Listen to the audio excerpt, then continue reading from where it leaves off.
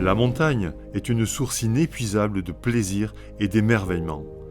Ces espaces préservés suscitent des émotions incomparables. Par nos comportements responsables, veillons à les protéger. Préparez-vous en adoptant au quotidien un mode de vie actif et vertueux pour l'environnement.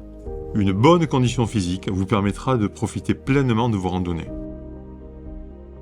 La montagne est un milieu particulier. Pour qu'elle reste un plaisir, il faut connaître ses spécificités. Les conditions météo peuvent changer très rapidement. Renseignez-vous sur les prévisions. Prévoyez toujours des vêtements chauds, même en été.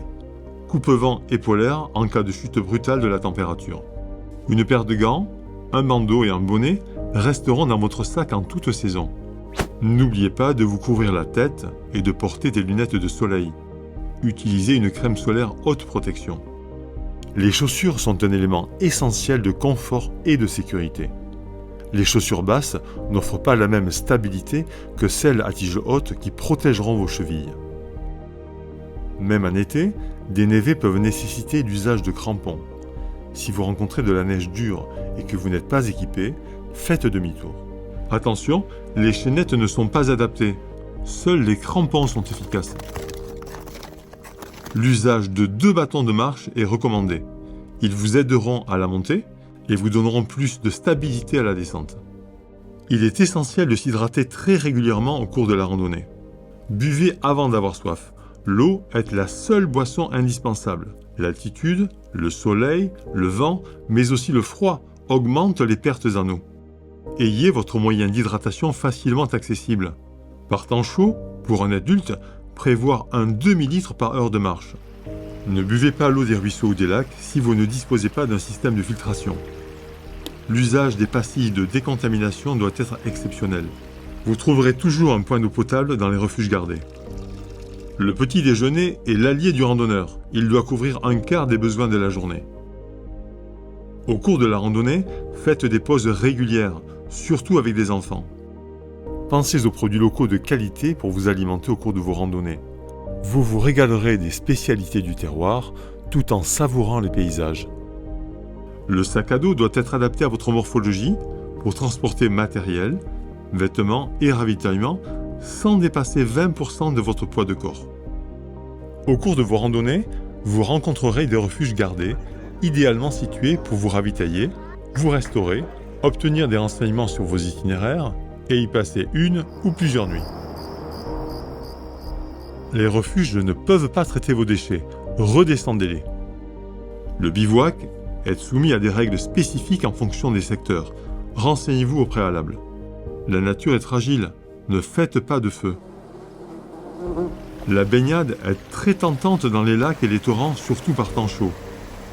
L'eau est très froide en montagne.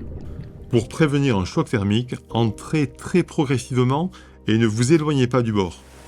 Pour des raisons de sécurité, la baignade et les activités nautiques sont interdites dans les lacs de barrage et en aval. Si la crème solaire est recommandée en montagne, évitez d'en mettre avant une baignade, car ces composants chimiques polluent l'eau des lacs et des torrents. Les chiens doivent toujours être tenus en laisse, mais ils ne sont pas autorisés dans certaines zones réglementées. Si vous rencontrez des troupeaux en estive, ne vous en approchez pas et contournez-les, surtout s'il y a des chiens de protection.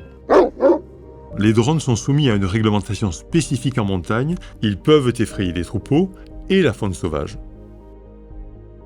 Suivez les balisages des sentiers. Ils ont été tracés pour votre sécurité et limiter l'érosion des terrains en montagne. Pensez à refermer barrières et clôtures après votre passage, respectez les cabanes de bergers. Attention également aux tiques. Examinez-vous attentivement au retour de vos randonnées et utilisez un tire-tique adapté pour les enlever. Pour votre sécurité, signalez votre itinéraire à des proches et n'en changez pas sans les prévenir. Évitez de partir seul.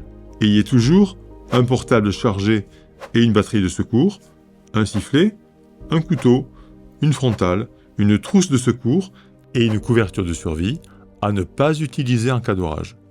Voici les signaux internationaux pour les secours héliportés. Oui, nous avons besoin d'aide. Non, nous n'avons pas besoin d'aide. En cas d'accident, composez le 112. Si le réseau est faible, envoyez un SMS au 114. En absence totale de réseau, les refuges peuvent relayer l'alerte. Ne partez pas en cas de météo défavorable, car par mauvais temps, les secours s'effectuent en caravane terrestre. Savoir renoncer, c'est se protéger soi et les autres, notamment les sauveteurs.